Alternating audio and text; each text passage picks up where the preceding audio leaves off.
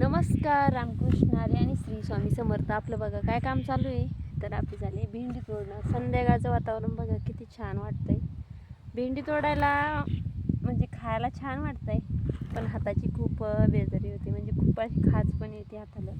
आणि ठिबक पण चालू आहे. मी त्या दिवशी मेथी टाकली होती, छान उगून आली, पण उन्हाचं टेम्परेचर म्हणजे इतकं आहे ना, तर भरपूरच. त्याच्यामुळे ती काही उगली काही जळाली. आणि इकडं चवळीचे शेंडे खुडून झाले. चवळीला पण मस्तपैकी म्हणजे बारीक डिरी लागली, सॉरी कळी फुलं लागली, त्याला वाद्या लागल्यात. आता त्याला पण शेंगा सुरू होतील. अजून 1 2 3 4 अजून 5 तास आपले भेंडीचे तोडायचे बाकी आहेत. आणि इकडं 6 तास भेंडीचे तोडून झाले. म्हणजे डबल राऊंड आहे, एक साईडला इकडून पण आहे इकडून पण आहे, 2 साईडला राऊंड आहे त्याला. तर आता ही म्हणजे नेमकी निघायला लागली, पण आता इतकी निघली.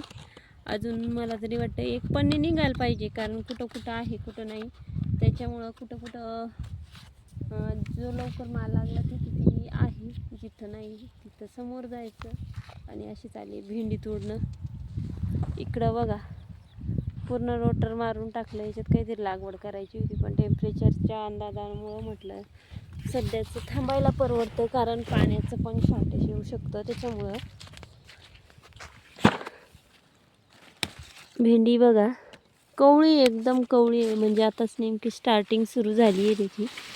आणि जी मोठी असली ही अशी काढून टाकायची, लगेच भेंडी मोठी होऊन जाते. आत्ताच मी इथून गेले, पण मागं विसरली. हे बघा अशी मोठी भेंडी झाली की खूप अवघड जातं.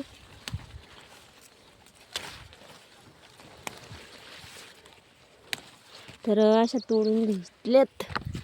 आणि कवळी भेंडी खायला म्हणजे आडवी उभी, म्हणजे आडवी कापून त्याच्यात मीठ भरून खूप छान लागते.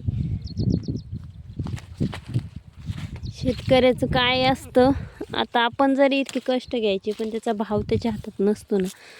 त्याच्यामुळं शेतकरी एकदम खालच्या दर्जावर येऊन टेकलाय. कारण त्याचं महत्त्व फक्त आहे करायचं, आणि जो भाव मिळेल त्या भावात द्यायचं. त्याचं एक डिसिजन नाही आहे की हा भाव भेटेल की तो भाव भेटेल, त्याचं काहीच नाही. आता इकडं बघा आपल्या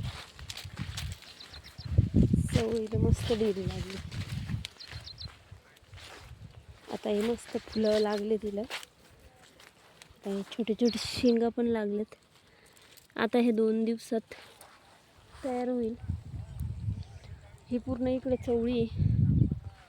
आणि आता सध्या याच्यात चालू आहे पाणी. हे असे शेंडे खुडून घ्यावं लागतात, मग त्याच्यामुळे त्याची वाढ कमी होती आणि माल जास्त पकडतं.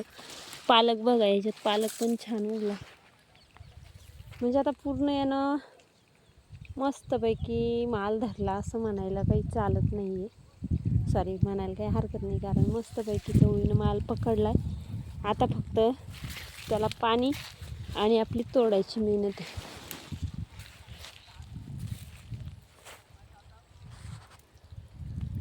तर चला आता आपली भेंडी तोडून घेते, टाईम भरपूर झाला.